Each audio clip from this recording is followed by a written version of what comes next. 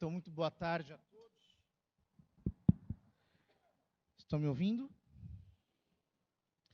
O título dessa conferência é Tradição e Carisma, Anomalia ou Realidades Inerentes à Igreja. Eu me dei ao trabalho de escrevê-la,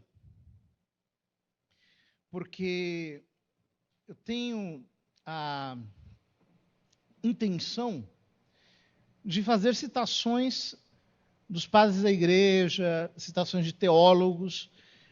Então, é uma coisa um pouquinho mais formal, mas eu vou ler aquilo que eu escrevi e espero que todos consigam acompanhar bem. Esse tema que me toca apresentar, tradição e carisma, anomalia ou realidades inerentes à igreja, tem-se um enunciado complexo, pois os termos que compõem o título são eles mesmos analógicos, ou seja, têm significados diferentes, mas guardam relação entre si. Portanto, é preciso, antes de enfrentar o tema, fazer uma desambiguação terminológica. Então, nós vamos começar desambiguando o termo carisma. No Novo Testamento, carisma é um termo que aparece apenas nas cartas de São Paulo, aos Romanos e aos Coríntios, e nas cartas pastorais, mas em um contexto soteriológico. Ou seja, fala da graça para a salvação. Nos escritos paulinos, aparece primeiro a palavra charis, que é a palavra graça. Por exemplo, 1 Coríntios 1,7 diz, de maneira que nenhum dom vos falta, nenhum charis vos falta. A gente traduz como dom, porque a palavra charis significa isso. Significa dom, presente, em inglês gift, uma outorga, uma dádiva. Os charismata são entendidos por São Paulo também como manifestações do Espírito Santo. E por isso são chamados por ele de pneumatikon. Por exemplo, no começo de 1 Coríntios capítulo 12, famoso texto que fala sobre os carismas, São Paulo diz, sobre os pneumatikon, sobre os espirituais, irmãos, não quero que fiqueis na ignorância. E justamente ele está se referindo aos dons. Pneumatikon é aquilo que provém do Espírito, aquilo que é, por assim dizer, espiritual. Em 1 Coríntios de 12 a 14 e em Romanos 12, São Paulo chama de charismata tanto os dons estáticos, como o dom de falar em línguas, por exemplo, quanto os dons ministeriais, como o dom de mestre, de evangelista e assim por diante. O que demonstra que não existe na igreja primitiva a distinção, tão querida por teólogos como Leonardo Boff, entre carisma e hierarquia. Aliás, o irmão do Leonardo Boff, o Frei Clodovis Boff, lançou recentemente um livro que está à venda aqui embaixo, de cujo lançamento eu participei, que é bastante interessante, aconselho vocês a adquirirem. O padre Leandro Razeira foi o organizador, ele também está aqui presente. Está com ele lá. Muito bem. Ainda que São Paulo faça, lá em 1 Coríntios 12, a distinção entre charismaton, diakonion e energematon, ele fala de dons, são vários dons, mas o espírito é o mesmo. São várias diaconias, vários serviços, mas o mesmo é o Senhor. São vários os energemata, as operações, mas é o mesmo Deus que opera tudo em todos. Essa distinção não parece ser muito rigorosa nos textos de São Paulo. A interpretação, por exemplo, dada pelo Charles Peter Wagner, de que os energemata seriam a lista de operações de Lucas capítulo 4, versículo 18 e 19, que é quando Jesus fala: o Espírito do Senhor está sobre mim, me enviou para evangelizar os pobres, para, etc. E a lista que aparece em Marcos 16, nós lemos no domingo passado: em meu nome expulsarão demônios, em meu nome, tal, etc. Essa distinção parece, no meu entender, que carece de base exegética e me parece mais uma atribuição aleatória dada pelo teólogo protestante Charles Peter Wagner. Ora, a palavra carisma assumiu um outro significado nos nossos dias, por causa dessa relação justamente com os dons ministeriais. Então, por exemplo, hoje, quando você fala carisma, é como se você falasse da espiritualidade de um instituto religioso. O carisma dessa congregação, o carisma dessa nova comunidade, etc. Esse é um significado novo para a palavra carisma. Ele foi empregado pelo magistério da igreja pela primeira vez em 1971, na exortação apostólica Evangelica Testificatio de Paulo VI. Apenas em 1978, na instrução Mutue Relationes, tanto da congregação dos bispos quanto da congregação para os religiosos, a palavra carisma é definida. E eles definem carisma como índole própria de um instituto, como estilo peculiar de um estilo peculiar de santificação e apostolado. Desse significado, o Leonardo Boff depreendeu um outro significado, que é a do carisma como um conceito antagônico ao conceito de poder. Então você tem a liberdade do espírito versus a disciplina eclesiástica. Obviamente isso é uma bobagem, né? Porque, como aparece, por exemplo, em Romanos 12, São Paulo chama de carismas aos ofícios eclesiásticos. E em todo o primeiro milênio da história da igreja, pelo menos, os grandes carismáticos eram os pastores da igreja. Eram homens imbuídos do Espírito Santo, piedosos e de doutrina excelente. Nós vamos tratar aqui da palavra carisma no primeiro significado, que é o significado bíblico e aquele que foi incorporado na tradição da igreja e que foi definido por São Tomás de Aquino, na Suma Teológica, nos seguintes termos: é preciso distinguir dois tipos de graça. Aquela pela qual o homem se une a Deus, que é aquela que nos torna agradáveis a Ele, gratum faciens, a gratia gratum faciens. É a graça santificante, que nós recebemos pelos sacramentos, pela oração, pela fé, que nos dá, por assim dizer, uma participação na vida de Deus. É a gratia gratum faciens. Continua São Tomás. E aquela mercê pela qual um homem coopera com o outro para que ele se converta a Deus. Esta segunda é chamada de graça gratuita. É redundante, mas é isso. Em latim, gratia gratis data. A graça dada gratuitamente, que são os carismas nesse sentido, são chamadas assim justamente porque não pressupõem a santidade da pessoa. Deus pode dar a qualquer um, né? Inclusive não precisa nem dar a um ser humano. Vide a mula de Balaão. Recebeu uma graça transitória e ela fez aquilo que por natureza não podia fazer. O segundo conceito é o conceito de tradição. A palestra tem como título Carisma e Tradição. A palavra tradição também é uma palavra que se presta a diversos equívocos. Mas, na minha opinião, aquele que conseguiu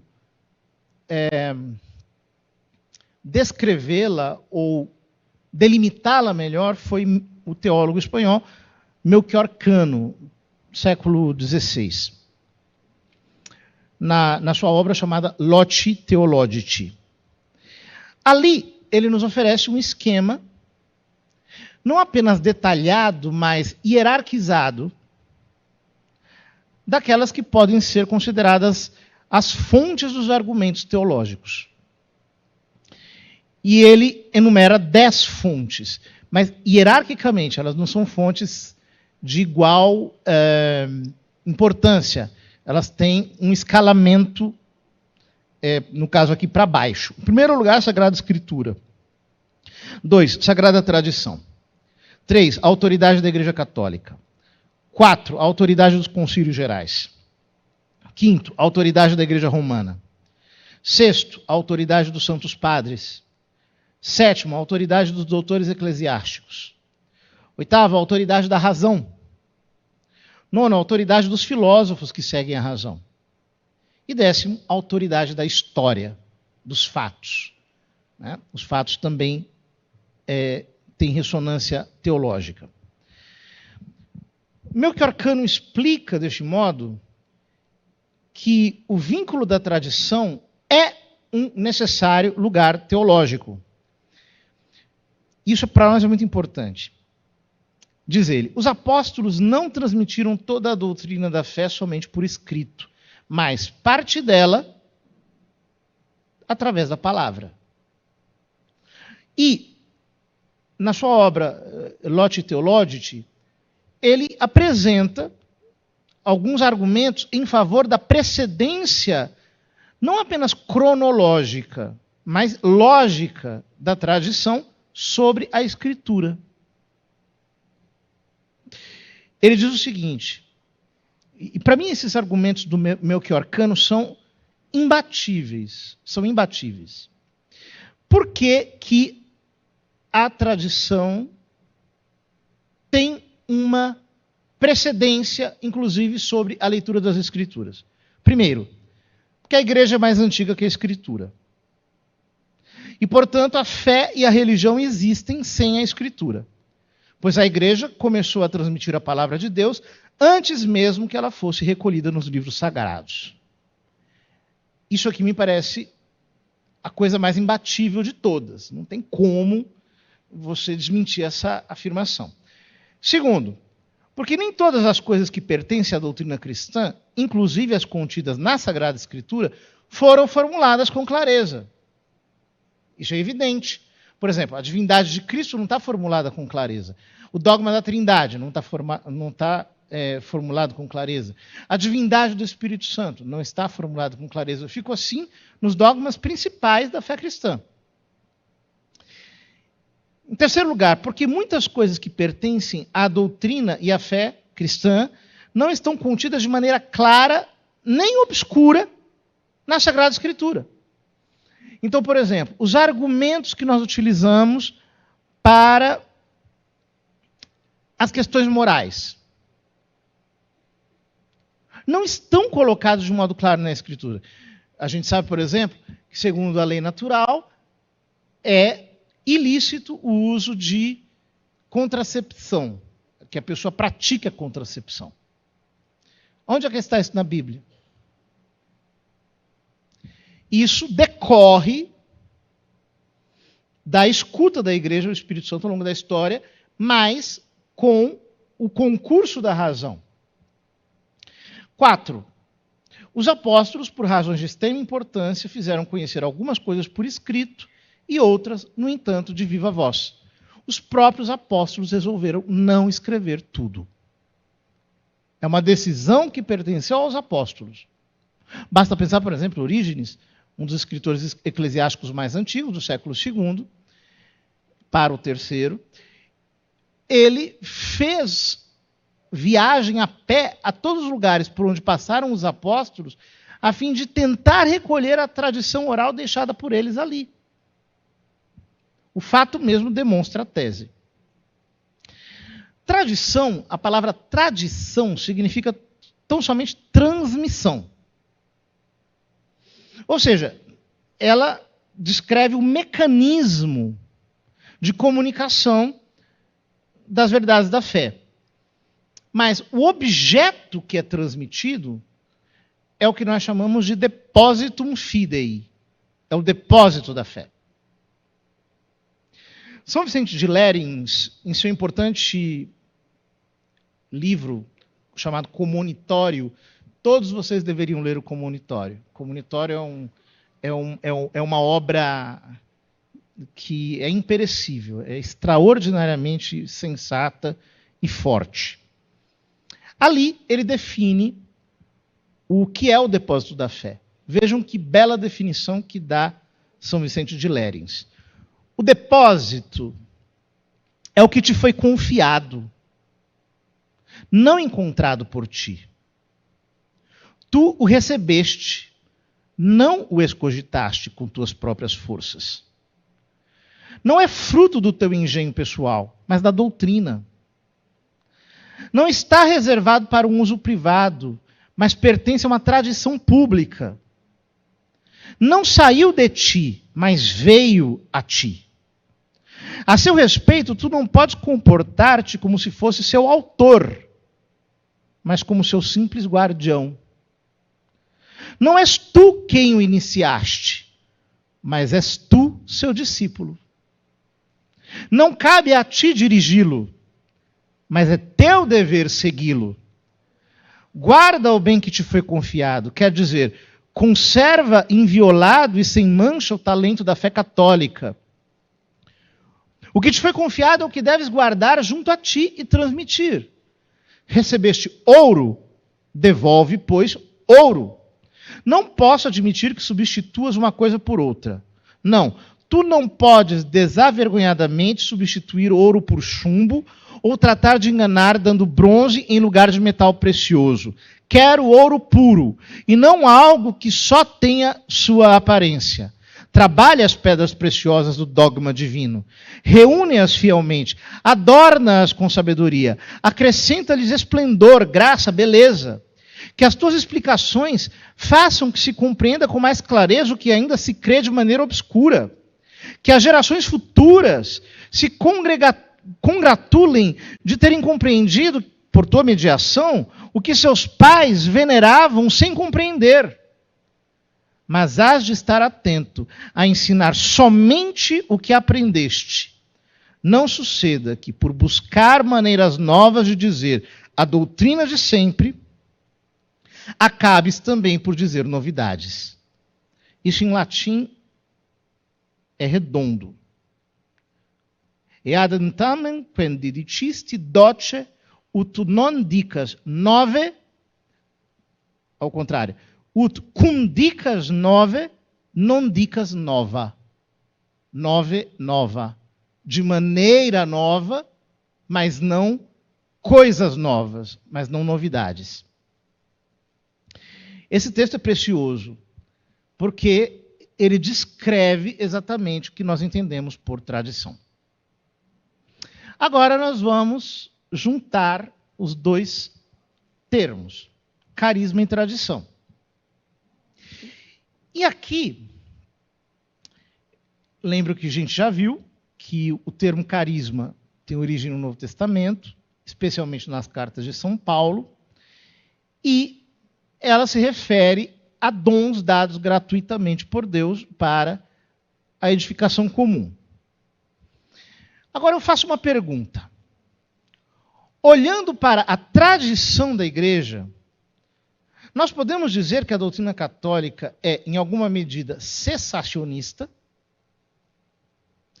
Talvez vocês não saibam, não estejam acostumados com essa terminologia, mas desde o surgimento dos movimentos protestantes de despertamento espiritual com Jonathan Edwards, de reavivamento, Charles Finney, do movimento de santidade, Holiness Movement, com, sobretudo, John Wesley, o movimento pentecostal, Evan Roberts, e depois William Seymour. os protestantes se dividiram entre cessacionistas e continuistas. Os cessacionistas acreditam que os dons acabaram na época apostólica, os dons carismáticos. E os continuistas acreditam que os dons carismáticos perduram até os nossos dias. Ora, o argumento principal dos cessacionistas está na crença de que os carismas foram necessários até o estabelecimento do cânon bíblico. E que, uma vez concluída a redação do Novo Testamento, eles teriam cessado. Um dos principais autores, pelo menos os mais antigos cessacionistas, é Benjamin Warfield. E ele diz: quando Cristo apareceu e retornou novamente ao céu, a revelação especial não cessou imediatamente. Ainda estava por vir o derramamento do Espírito Santo e o extraordinário funcionamento dos poderes e dons por meio e sob a orientação dos apóstolos. As Escrituras, indubitavelmente, consideram tudo isso como parte da esfera da revelação especial. E a continuação dessa revelação era necessária para dar existência duradoura no mundo à revelação especial que alcançou seu ápice em Cristo. Uma existência duradoura, tanto na palavra das Escrituras quanto na vida da igreja. Verdade e vida, profecia e milagre, palavra e ação, inspiração e regeneração caminham juntas até o encerramento da revelação especial. Mas, quando a revelação de Deus em Cristo aconteceu e se tornou nas Escrituras e na igreja uma parte constituinte do cosmos, então outra era começou. Assim como antes tudo era uma preparação para Cristo, depois tudo é uma consequência de Cristo, naquela época Cristo estava sendo moldado como cabeça de seu povo, agora seu povo está sendo moldado como corpo de Cristo. Naquela época as Escrituras estavam sendo produzidas, agora estão sendo aplicadas. Novos elementos constituintes da revelação especial não podem mais ser adicionados, pois Cristo veio, sua obra foi realizada e sua palavra está completa. Se porventura ocorressem milagres além da era apostólica, eles seriam sem significado, meros acontecimentos sem significado universal. O importante é que as Sagradas Escrituras ensinam claramente que a revelação completa de Deus é dada em Cristo e que o Espírito Santo, que é derramado sobre o povo de Deus, veio unicamente para glorificar a Cristo e para tomar das coisas de Cristo. Porque Cristo é tudo em todos, e tanto a revelação quanto a redenção são resumidas nele, seria, portanto, inconcebível que tanto a revelação quanto seus sinais acompanhantes continuassem após a conclusão daquela grande revelação com suas obras de credenciamento, pelas quais Cristo foi estabelecido em seu lugar legítimo como culminar, o ápice e o resumo abrangente da revelação salvadora de Deus, o Redentor único e suficiente de seu povo. Portanto, aqui ele assume uma posição.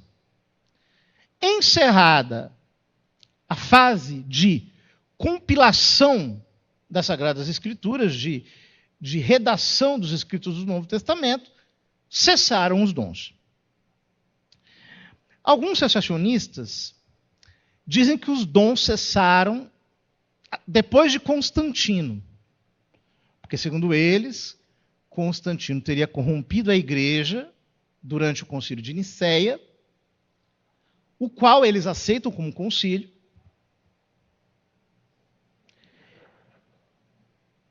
e, ao mesmo tempo, os dons teriam cessado ali. Bom, essa hipótese é de que as portas do inferno teriam prevalecido contra a igreja depois de Constantino, a gente deixa para lá, porque ela é absurda por definição. Se é que o Santo Evangelho tem valor. Mas o argumento de que os dons teriam cessado depois da redação do Novo Testamento merece um pouco de atenção. Essa ideia, para nós católicos, é em si mesma absurda. Primeiro, o Melchior Cano demonstrou a precedência da tradição sobre a Escritura. O próprio Concílio Vaticano II reconheceu essa mesma precedência. Eu vou pular essa citação do Vaticano II, da Dei Verbum. Só uma frase. Aqui o concílio diz: mediante a mesma tradição, conhece a Igreja o cânon inteiro dos livros sagrados. E a própria Sagrada Escritura, entende-se nela mais profundamente, torna-se incessantemente operante. E assim vai.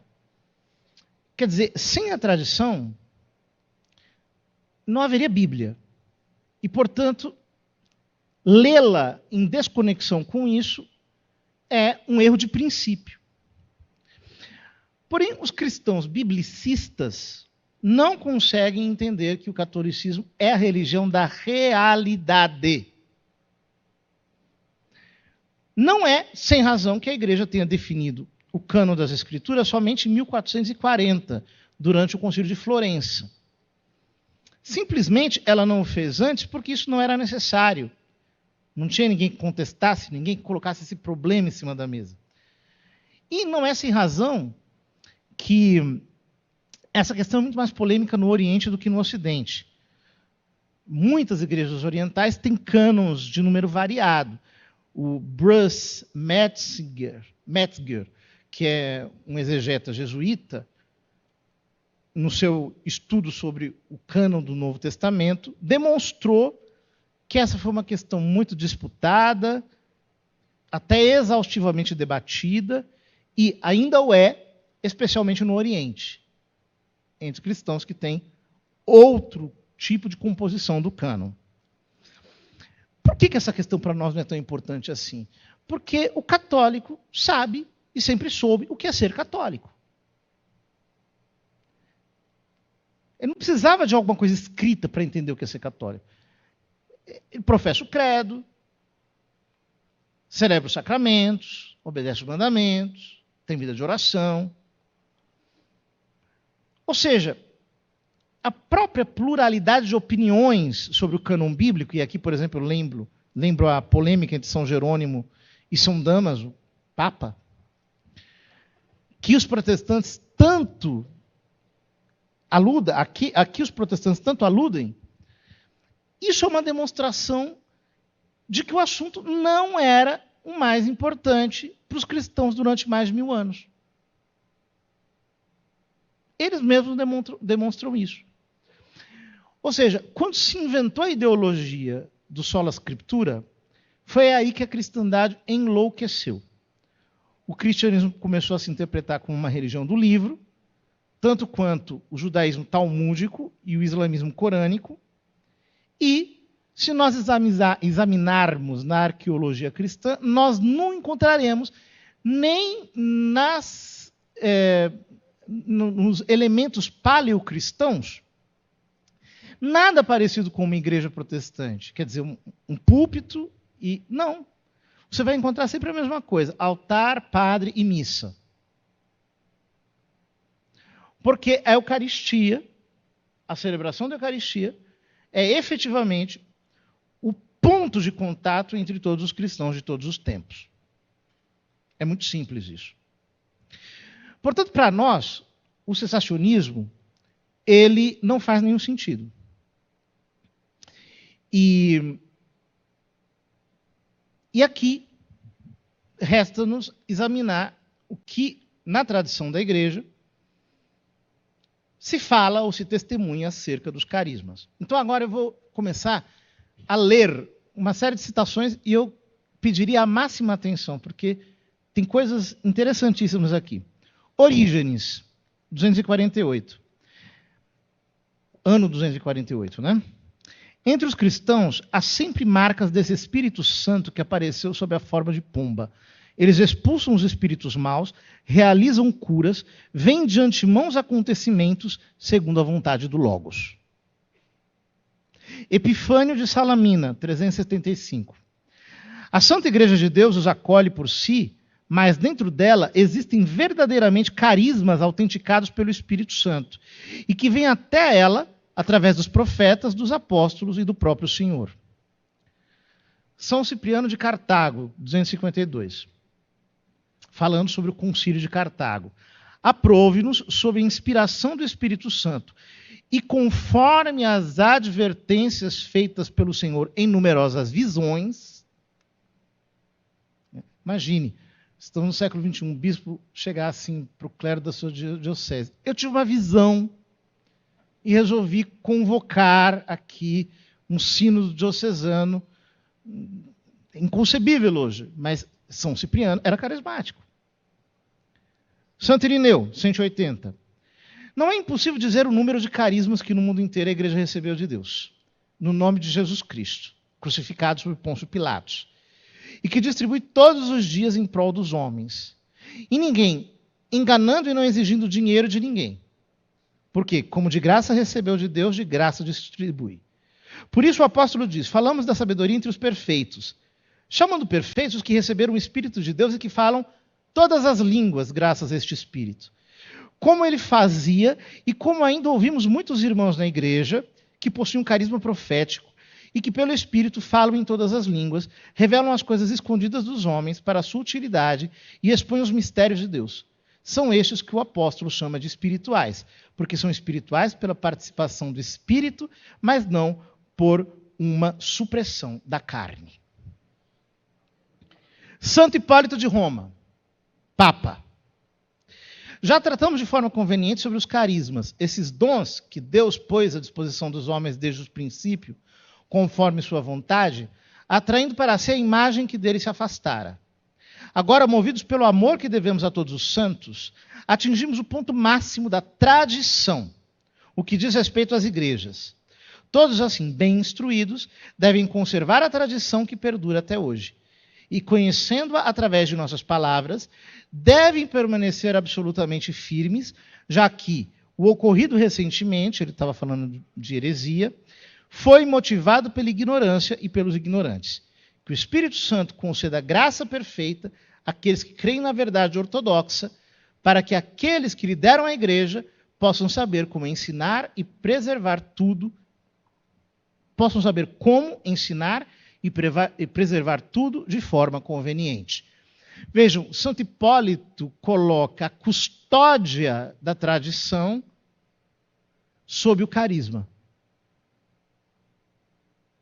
Novaciano, 250. O Espírito fortaleceu-lhes os corações e as mentes, esclareceu-lhes os mistérios do Evangelho.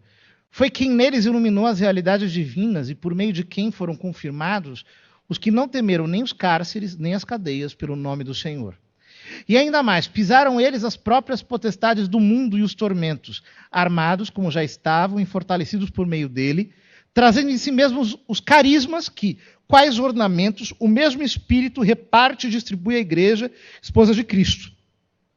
Ele é, portanto, quem constitui na igreja os profetas, instrui os mestres, organiza o dom de línguas, realiza prodígios e curas, produz obras maravilhosas, dá o discernimento dos espíritos, fornece o poder de governo, sugere os conselhos, compõe e reparte quaisquer outros dons e carismas e, assim, torna perfeita e consumada a igreja do Senhor sob todos os aspectos e em todas as coisas.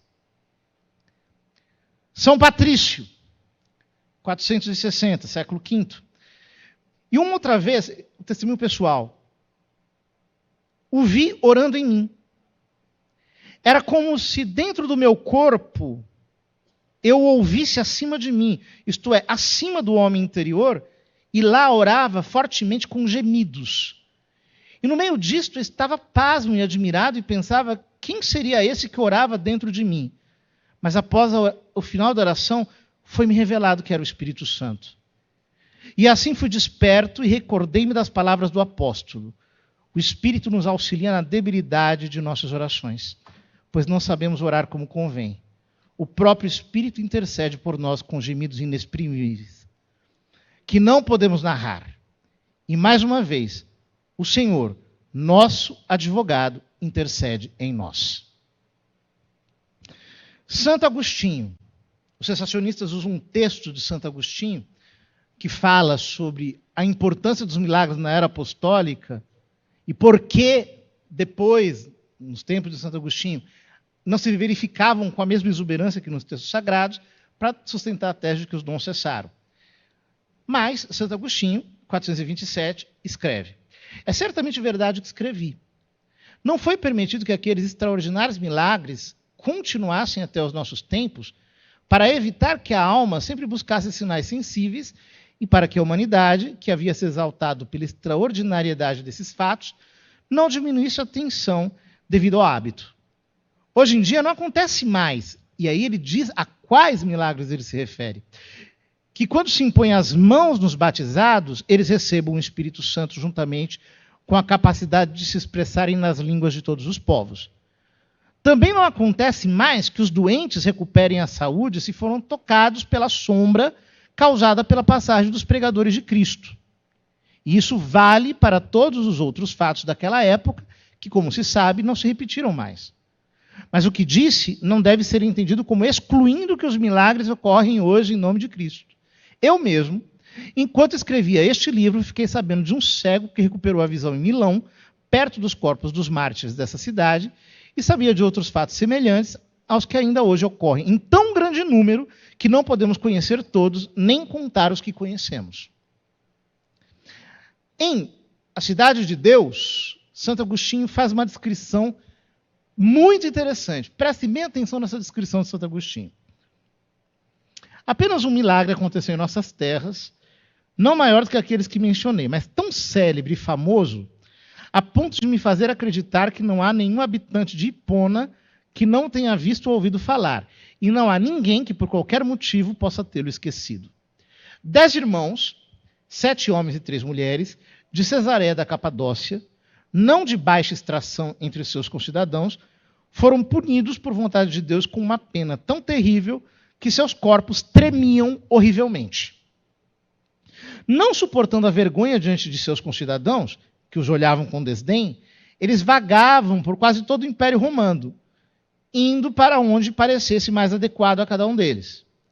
2 deles, um irmão e uma irmã, Paulo e Paládia, até vieram para as nossas terras, pois eram conhecidos em muitos outros lugares devido à sua condição infeliz que espalhava sua fama.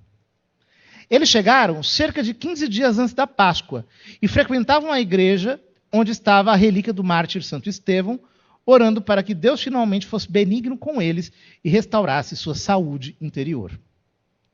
Onde quer que fossem, chamavam a atenção da população.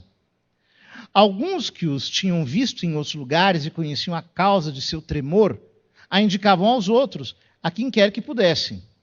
Chegou a Páscoa. E no domingo de manhã, quando já havia uma multidão presente, o jovem, enquanto orava, agarrou as grades da capela onde estava a relíquia do mártir.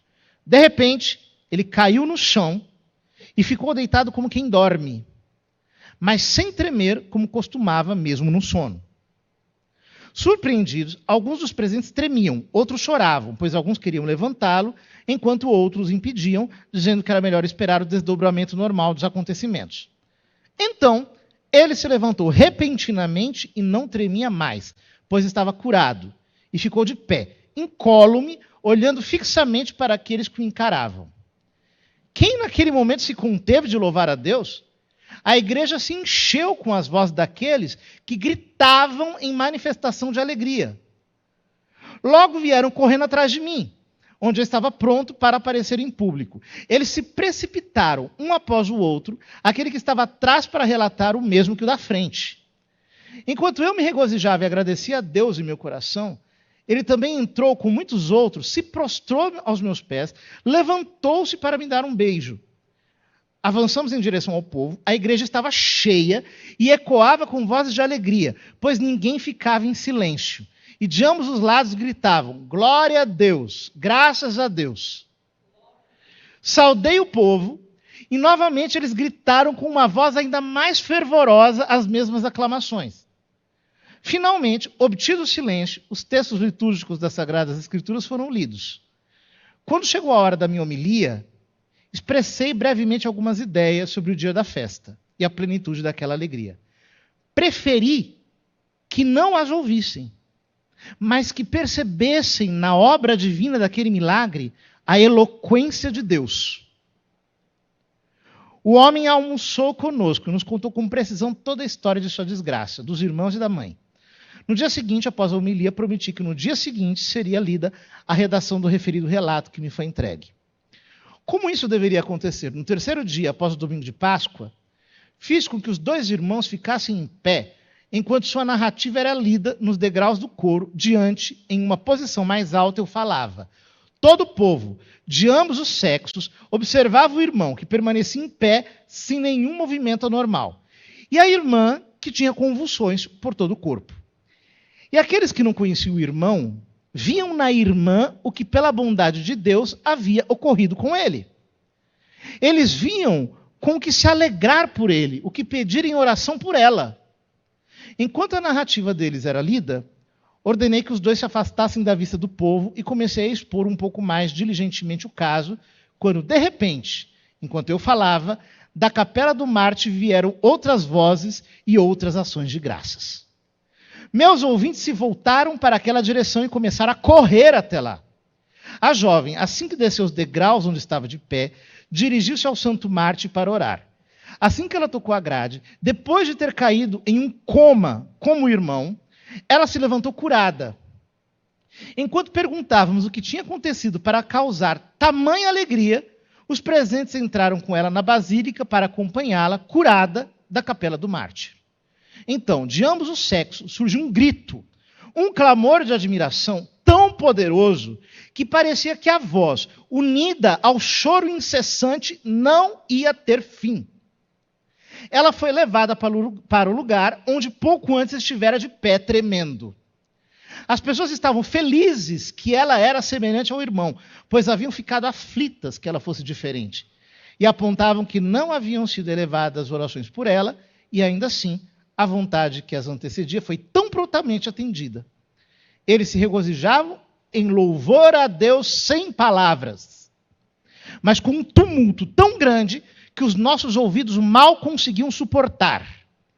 E o que estava no coração daqueles que se alegravam, senão a fé em Cristo, por quem o sangue de Estevão foi derramado? Vejam que descrição! Quer dizer, perto disso aqui, os grupos carismáticos são mosteiros beneditinos.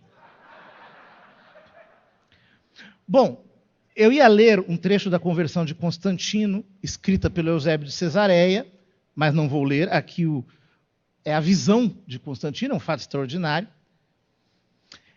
Santo Hilário de Poitiers, 356. Escreve: ele estava falando do Espírito Santo, que aqueles que nele crescem receberiam. O rio de Deus está cheio de água. Isto é, somos inundados pelos dons do Espírito Santo. E dessa fonte de vida, o rio de Deus se derrama sobre nós com toda a força da sua torrente. Também temos uma comida preparada para nós. E quem é esse alimento? É nele que estamos preparados para a vida com Deus.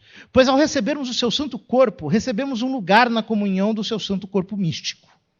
Isto é o que significam as palavras do Salmo. Tu lhes proporcionaste o alimento, pois esta é a sua maneira de prepará-lo. Pois, além de nos refrescar agora, esse alimento também nos prepara para a vida que está por vir. Nós que renascemos através do sacramento do batismo, experimentamos uma alegria intensa quando sentimos dentro de nós os primeiros impulsos do Espírito Santo.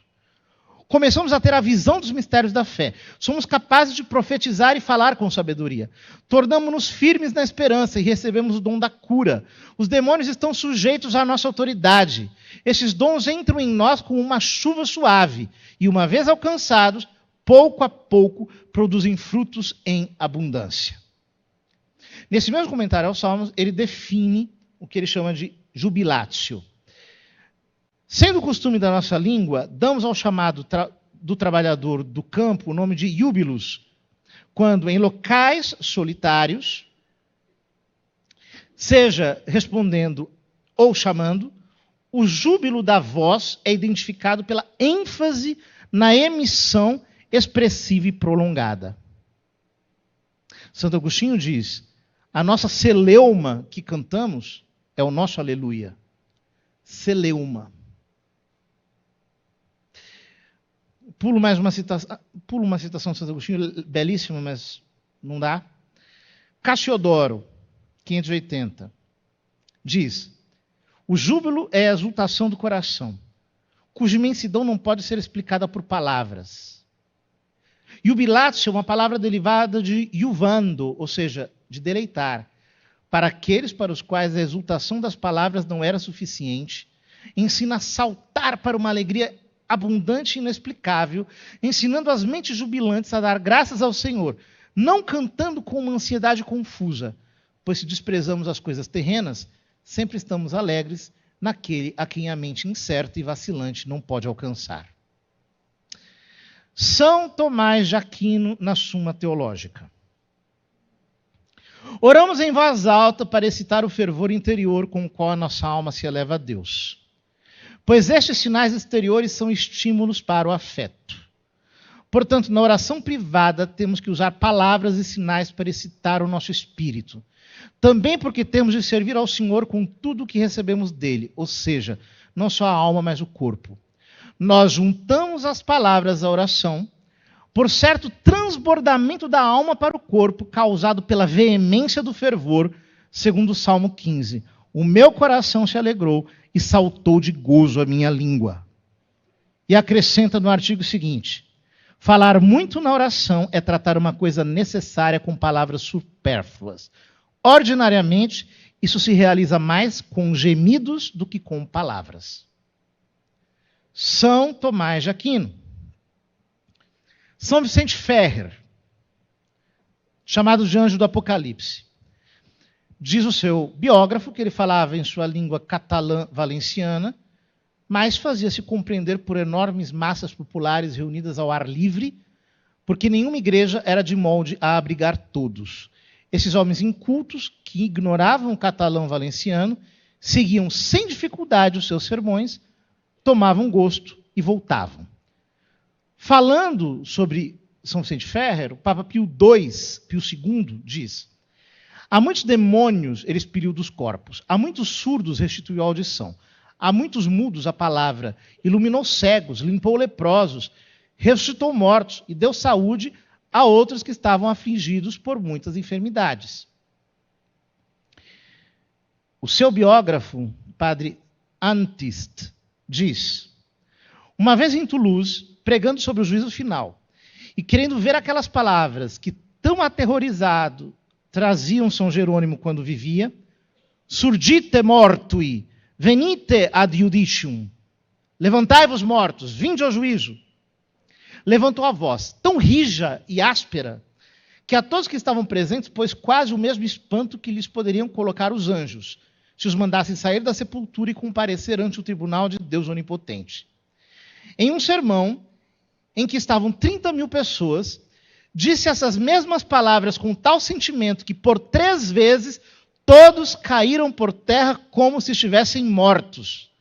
Pregava ao menos 2 ou 3 horas, sem cansar, nem a si, nem aos ouvintes, sem microfone.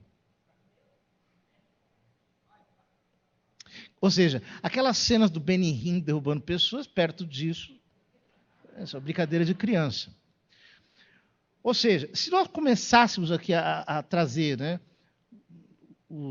as manifestações taumatúrgicas, por exemplo, São Francisco de Paula, a vida dele foi um contínuo fazer milagres. Santo Antônio de Lisboa, São Paulo da Cruz, São João Maria Vianney, São Charbel, Macluf, São Pio de Pietrelcina, etc., nós passaríamos aqui semanas e não esgotaríamos. É nessas horas que a gente vê que aquilo que Jesus diz no Evangelho é verdade. Convém para vós que eu parta, senão não virá a vós o Espírito Santo. Vós fareis coisas maiores do que as que eu faço. Esse tipo de evento extraordinário é uma demonstração concreta disso. Portanto, vejam, a Igreja Católica não é sensacionista. Nunca foi. Não existe isso. Se nós perguntássemos para Jesus no Evangelho se sinais e maravilhas são coisas extraordinárias, ele diria o que ele disse aos apóstolos quando os enviou em missão. Pregai dizendo é chegado o reino de Deus, curai os enfermos, limpai os leprosos, ressuscitai os mortos, expulsai os demônios, de graça recebestes, de graça deveis dar. Aqui, por exemplo, eu trago o testemunho do recentemente falecido Monsenhor Andrea Gemma, bispo exorcista. Era o único bispo que exercia ordinariamente o ministério de exorcismo. Ele conta no seu livro. 29 de junho de 1992, festa de São Pedro e São Paulo. Foi meu desejo transcorrer aquela solenidade, a segunda vez como bispo, junto ao Papa. Ao Papa que me havia imposto as mãos, a quem por isso estava eu e estou ainda muito ligado. Naquela hora de oração junto ao vigário de Cristo, aquelas palavras do rito, as portas do inferno não prevalecerão, surpreenderam-me com uma iluminação interior. Parecia acordar de um sonho. Compreendi que havia chegado para mim e para a minha diocese o momento de desmascarar a astúcia do maligno. Para mim, perguntar-me se um bispo é exorcista é como perguntar a um médico se pratica medicina ou a um esportista se pratica esporte. Exercer o ministério de exorcista para um bispo não é uma escolha, é uma obrigação, ao menos se é verdade aquilo que está no Evangelho.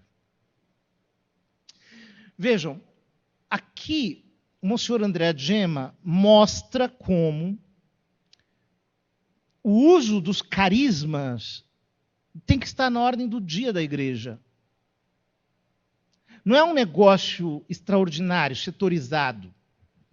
Ele mesmo conta, eu não vou ler a citação inteira dele aqui, que ele escreveu a carta pastoral, começou um grupo de libertação numa igreja de religiosos.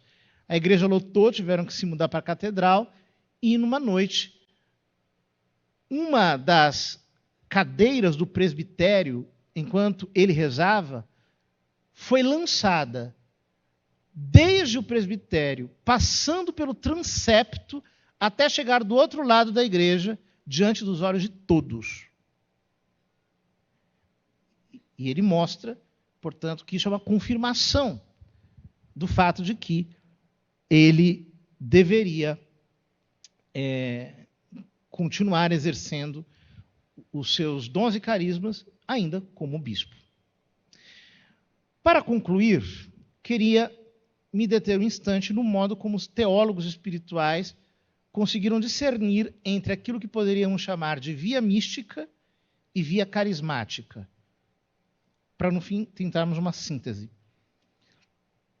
Em sua Teologia da Perfeição Cristã, o padre Royo Marim distingue claramente entre o êxtase profético e o êxtase místico. Diz ele que a iluminação profética se realiza com frequência com a alienação dos sentidos externos e internos do paciente, com o fim de que a ação sobrenatural de Deus não seja perturbada pelas próprias ilusões. A este fenômeno se chama êxtase profético, pertence completamente às gratiae gratis date. E por isso não supõe, ao menos necessariamente, a graça santificante na alma. Absolutamente poderia recebê-lo um pecador. Este êxtase tem uma missão puramente iluminadora do entendimento, porém não afeta a vontade, nem tem por si nenhum poder santificador. Não entra no desenvolvimento normal da graça, nem faz parte dos graus contemplativos. Então, essa distinção, ela abre uma janela para entendermos a relação entre os fenômenos carismáticos e os fenômenos místicos. Em outras palavras, o desenvolvimento da vida espiritual, da vida da graça, começa com um momento de purificação, em que nós estamos sob o regime da lei. Depois, ele avança para um momento de iluminação, em que nós somos assimilados a Cristo, e aí nós estamos sob o regime das virtudes. E ele se conclui pelos graus místicos de união com Deus, no qual nós estamos sob o regime dos dons do Espírito Santo, os chamados dons de santificação, os famosos 7 dons do Espírito Santo. Os carismas não pertencem a esse mundo, a essa ordem, ao desenvolvimento habitual da vida da graça. Os carismas pertencem a uma condição, como já vimos, da edificação do outro, da edificação da igreja, da edificação das pessoas. Por quê? O apostolado não é uma obra humana.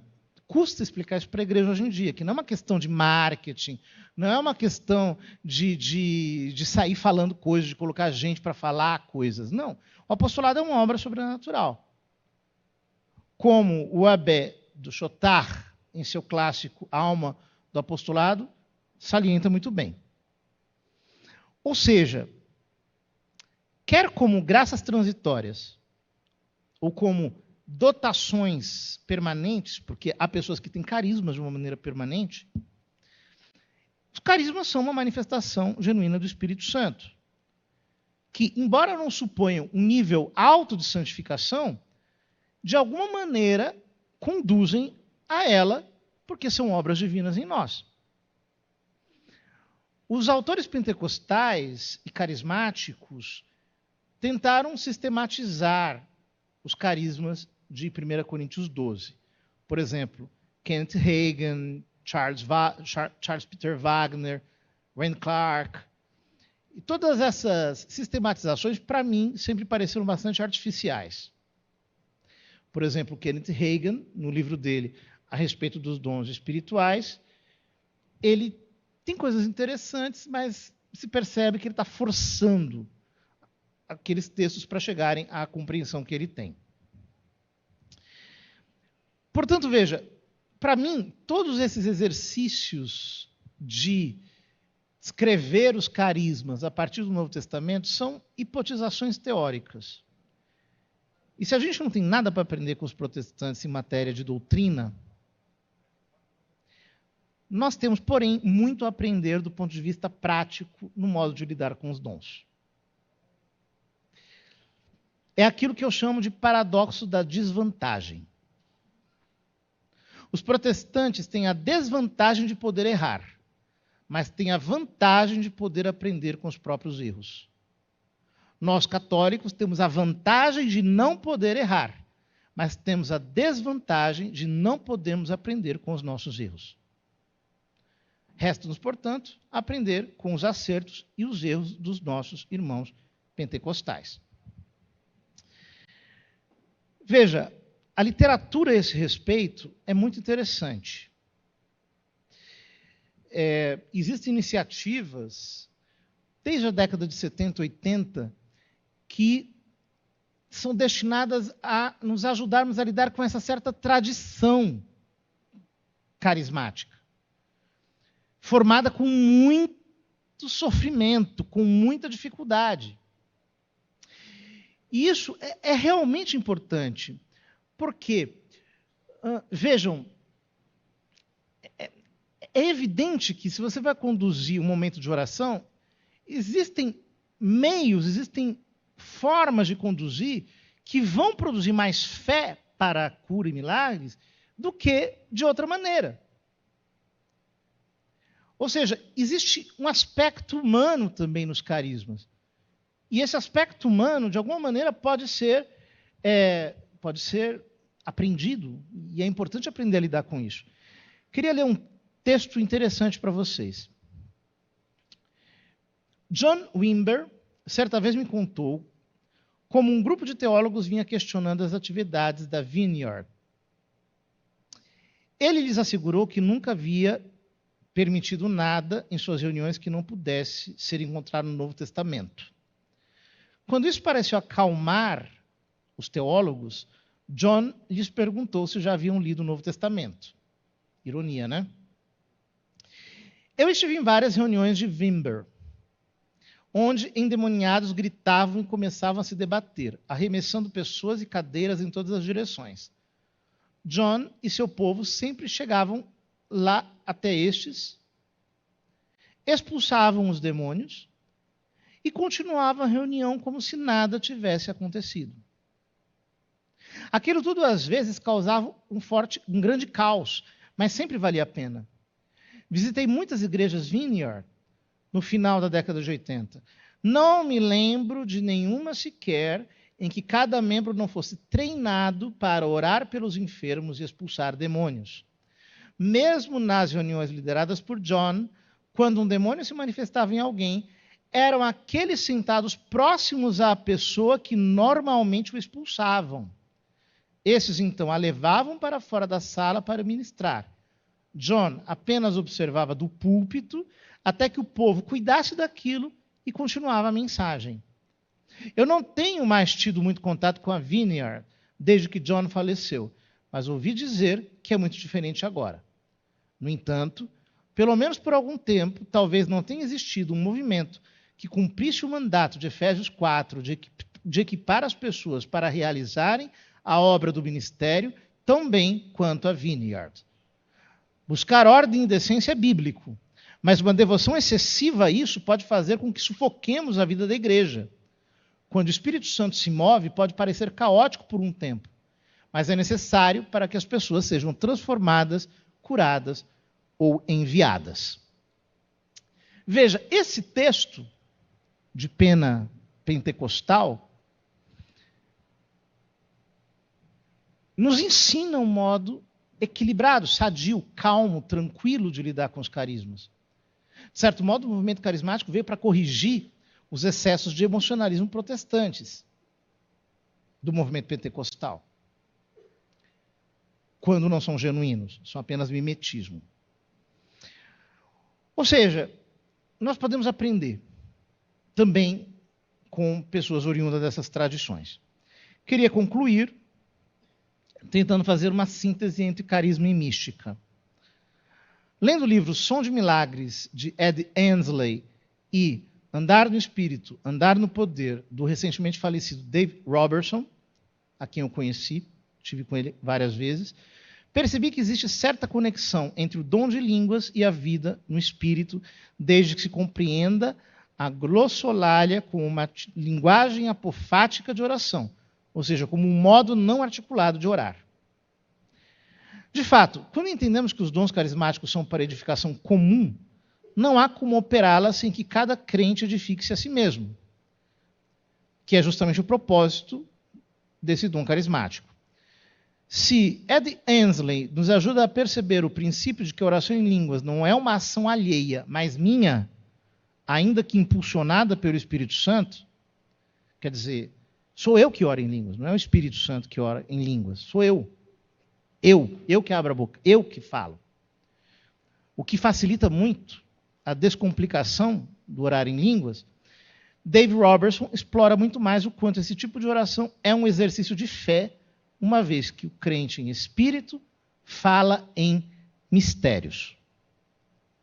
Não seria a oração em línguas um modo de desenvolver as duas vias simultaneamente? Jacques Philippe, em seu excelente livrinho Tempo para Deus, Guia Prático de Oração, que vende aí na quadrante aí embaixo, diz algo muito pertinente. Algumas pessoas, por exemplo, alcançam uma bela experiência de conversão através da renovação carismática. A efusão do Espírito Santo é um encontro luminoso e emocionante com Deus. No entanto, após alguns meses ou anos, de um itinerário fervoroso, acabam por atingir um limite e perder certa vitalidade espiritual. Por quê? Porque Deus retirou sua mão? De modo algum. Os dons de Deus são irrevogáveis. Simplesmente por não saberem permanecer abertos à graça, não fazendo com que a experiência da renovação desague em uma vida de oração. Ou seja, é quando o carisma é entendido como uma linguagem própria de oração. O que adianta a pessoa dizer, eu recebi o dom de línguas, mas não ora em línguas, não exercita, não passa tempos de intimidade com Deus. Nesse sentido, o dom de línguas não seria um modo mais fácil para progredir na oração afetiva, fervorosa, desde que seja realmente oração e não apenas uma parlóquia inútil?